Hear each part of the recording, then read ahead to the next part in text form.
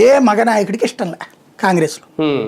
ఇవాళ కూడా అదే కారణం అడ్డుపడుతుంది. వంతాడు మహిళలు అనే దాన్ని అంగీకరించలేకపోతున్నారు వీళ్ళు. మోడీకి అది ఖచ్చితంగా చేసి తీరాలి.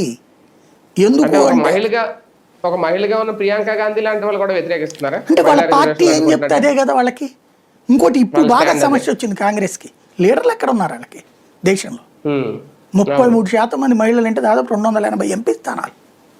దేశంలో దాదాపుగా 1000 అసెంబ్లీ స్థానాలు కొత్తగా వస్తాయి. దీనివల్ల 1500 అసెంబ్లీ స్థానాలు వస్తాయి దగ్గరగా. అందులో నీకు మహిళల పరంగా చూస్తే దగ్గరగా 700-800 కొత్తగా మహిళలకి రావాలి అక్కడ. అంతమంది మహిళలు ఎక్కడున్నారు కాంగ్రెస్లో ఇప్పుడు? ఒకప్పుడు కాంగ్రెస్ పార్టీకి ఇందిరాగాంధీ టైంలో మహిళలు ఉండేవాళ్ళు ప్రాతినిధ్యం. ఇంకోటి కాంగ్రెస్ మహిళల్ని డౌన్ ప్లే చేసుకుంటూ వచ్చింది చాలా కాలంగా. మహిళా నాయకుల్లో ఎవరు కీలకమైన స్టేజ్లో ఉన్నారు? సోనియా గాంధీ, ప్రియాంక ఉంది కాబట్టి అంటారు. వాళ్లే గొప్ప కదా అంటారు. సోనియా గాంధీ, ప్రియాంక గాంధీ వారసత్వంలో పుట్టుకొచ్చినటువంటి వాళ్ళు. గ్రౌండ్ లెవెల్ నుంచి ఎదిగిన నాయకులు ఎవరున్నారు? తయారు చేసిన లీడర్లు ఎవరున్నారు? ఇప్పుడు Renuka Chowdary is not from Congress కదా, టీడీపీ నుంచి పోయిన ఆవిడ కదా.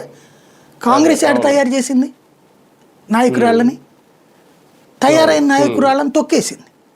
ఇప్పుడు వైసీపీకి వచ్చిన వాళ్ళు, ఇప్పుడు సబితా ఇంద్రారెడ్డి వీళ్ళందరూ వైసీపీకి పోయారు కదా. సునీత లక్ష్మారెడ్డి వీళ్ళందరూ కూడా, గీతారెడ్డి వీళ్ళంటి వాళ్ళందరూ టీఆర్ఎస్కి పంపించేశారు కదా తెలంగాణలోనే కళ్ళెదురుగుండా చూస్తే. కాబట్టి ఎంకరేజ్ చేయలే చాలా కాలంగా మహిళా నాయకురాలు. ఇప్పుడు ఇది తెస్తే క్యాండిడేట్లు దొరకరు కాంగ్రెస్కి. వాస్తవంగా బీజేపీకి అయినా అదే సమస్య ఉంటుంది. బీజేపీకి మాత్రం ఎక్కడ ఉన్నారు లీడర్లు? అంటే ఈ మహిళా రిజర్వ్